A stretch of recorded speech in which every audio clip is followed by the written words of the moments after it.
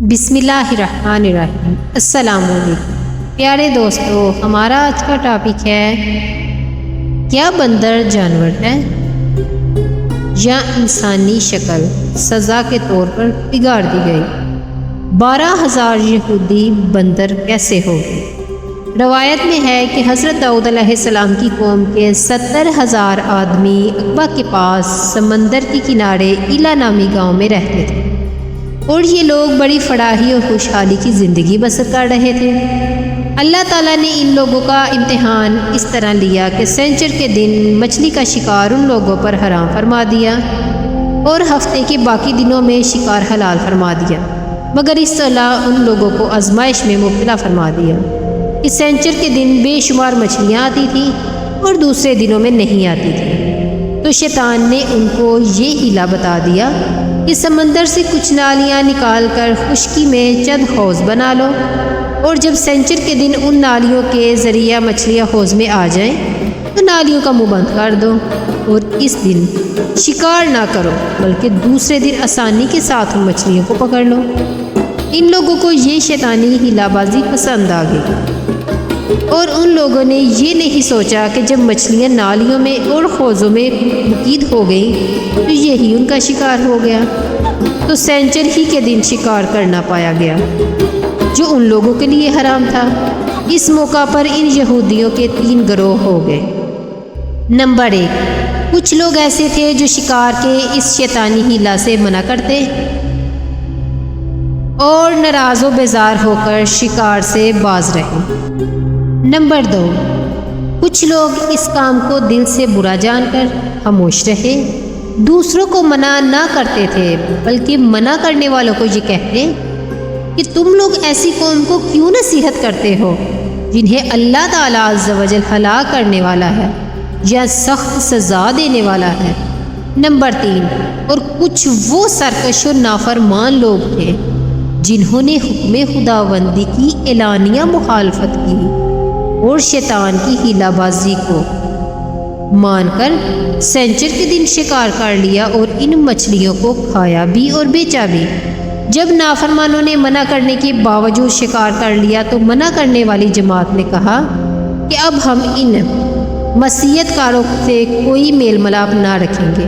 چنانچہ ان لوگوں نے گاؤں کو تقسیم کر کے درمیان میں ایک دیوار بنا لی اور آمد و رفت کا ایک الگ دروازہ بھی بنا لیا۔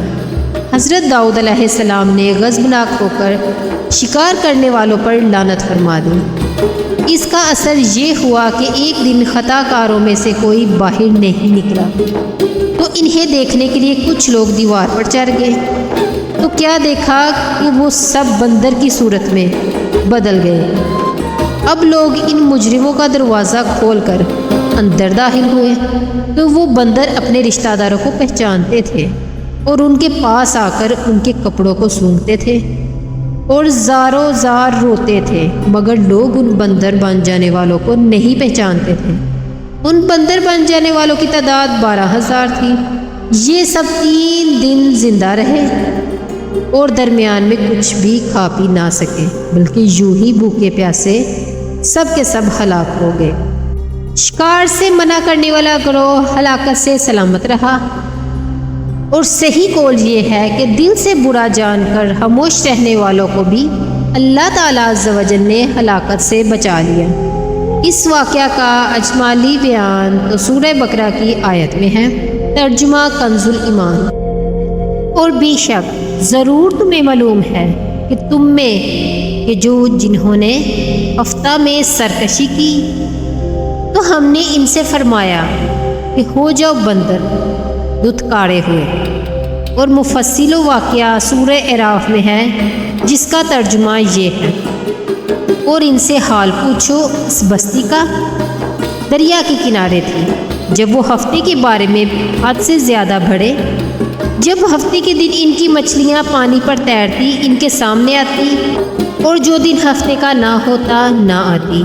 اس طرح ہم انہیں آزماتے تھے ان کی بے حکمی کے سبب۔ اور جب ان میں سے ایک گروہ نے کہا کیونکہ نصیحت کرتے ہو ان لوگوں کو جنہیں اللہ ہلاک کرنے والا ہے یا انہیں سخت عذاب دینے والا ہے، بولے تمہارے رب کے حضور معذرت کو شاید انہیں ڈر ہو، پھر جب وہ بھلا بیٹھے جو نصیحت انہیں ہوئی تھی، ہم نے بچا لیے وہ برائی سے منع کرتے تھے، اور ظالموں کو برے عذاب میں پکڑا، بدلہ ان کی نافرمانی کا۔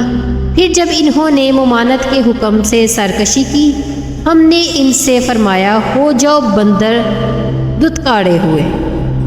معلوم ہوا کہ شیطانی ہیلا بازیوں میں پڑھ کر اللہ عز و جل کے احکام کی نافرمانیوں کا انجام کتنا برا اور کس قدر خطرناک ہوتا ہے۔ اور خدا کے نبی جن بد نصیبوں پر لعنت فرما دیں، وہ کیسے ہولناک عذاب الہی میں گرفتار ہو کر دنیا سے نیست و نابود ہو کر عذاب نار میں گرفتار ہو جاتے ہیں اور دونوں جہاں میں ذلیل و خوار ہو جاتے ہیں۔ اصحاب ایلا کے اس دل دہلا دینے والے واقعہ میں ہر مسلمان کے لیے بہت بڑی عبرتوں اور نصیحتوں کا سماع ہے۔ کاش اس واقعہ سے مسلمانوں کے قلوب میں خوف خداوندی کی لہر پیدا ہو جائے اور وہ اللہ عز و جل اور رسول صلی اللہ تعالیٰ علیہ وآلہ وسلم کی نافرمانیوں کی بری عادت سے بچ جائیں اور بھٹکنے سے منہ موڑ کر صراط مستقیم کی طرف چل پڑے اور دونوں جہانوں کی سربلندیوں سے سرفراز ہو کر اعزاز و اکرام کی سلطنت کے تاجدار بن جائیں۔ انشاءاللہ اللہ پاک ہمیں دونوں جہانوں میں آسانیاں عطا فرمائے اور ہمیں پکا اور سچا نمازی بنا دے۔ آمین صلی اللہ تعالیٰ علیہ وآلہ وسلم۔